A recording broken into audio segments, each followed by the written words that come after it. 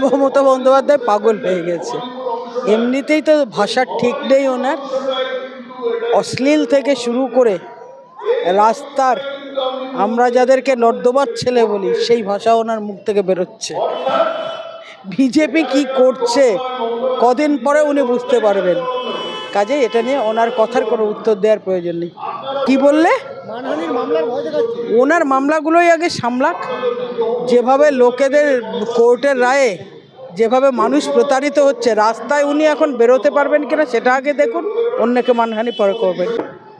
বললাম তো মমতা বন্দ্যোপাধ্যায় পাগল হয়ে গেছে।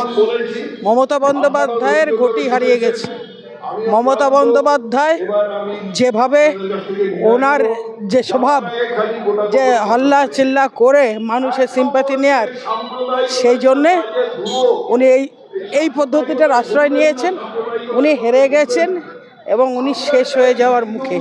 মানুষ ওনাকে ঘৃণা করতে শুরু করেছে। বহু মানুষ ওনার জন্য প্রতারিত হচ্ছেন, বঞ্চিত হচ্ছেন। সেটার জন্য ওনার এখন আর মাথা ঠিক নেই।